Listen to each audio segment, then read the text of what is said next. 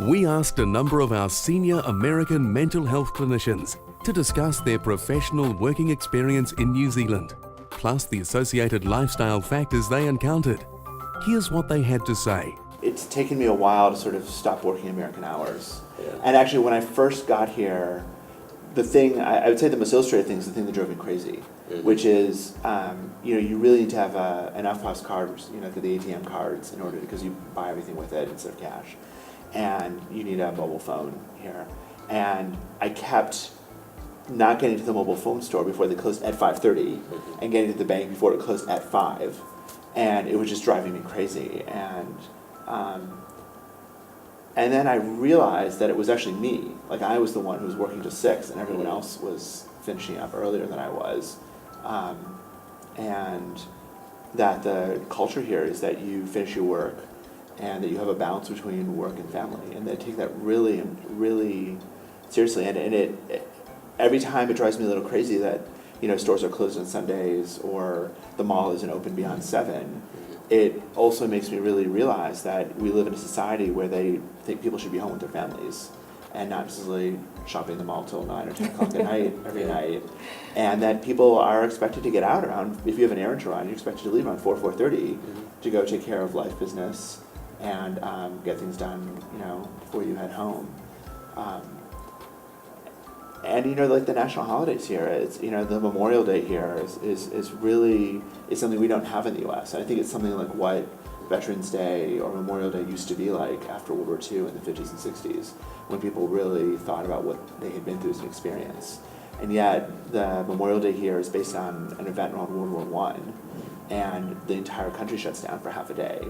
And they really do. It's not about car sales or about washer and dryer sales, on TV. It really is a national moment of pause and reflection, and I've really come to respect that and appreciate it.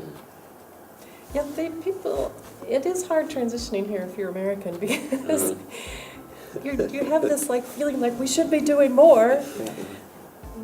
And it's not that work doesn't get done. I mean, the staff that I work with, the nurses and social workers I work with, are extremely professional, capable people.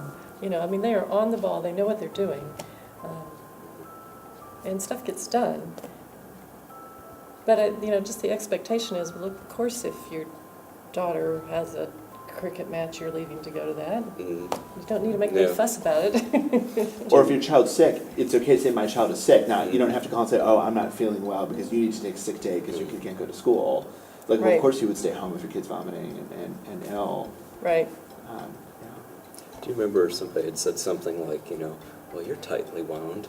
And you said, but we're the Americans coming over here, but we're the relaxed Americans, and we're having a difficult time relaxing. They should see some of our friends, shouldn't they? Because I think it is, I've had a better appreciation for culture and how complex it is of both American culture and Kiwi culture here. And a lot of the things that I really like about Kiwi culture are the same things that on other days completely frustrate me. Like, how can you have a coffee shop that closes at 2:30 in the afternoon? How can they even make money? They're open from maybe 10 to 2:30. I don't understand how this business works here. But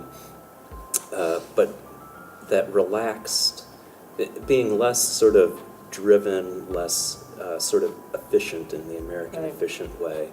The way there's not as many chains, and a lot of the restaurants and shops close for 3 weeks over the holidays. Oh, yeah, it's right.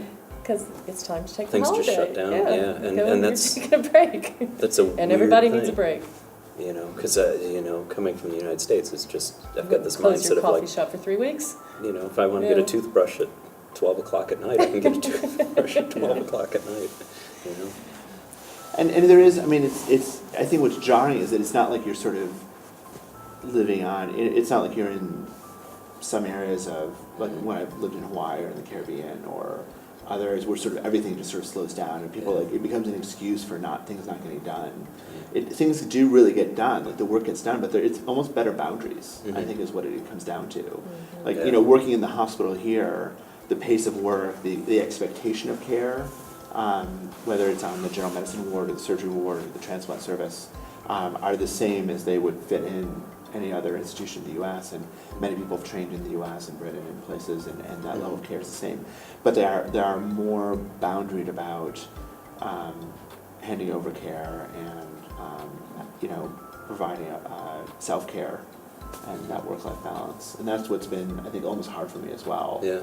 To do that is it feels like you're either on or off.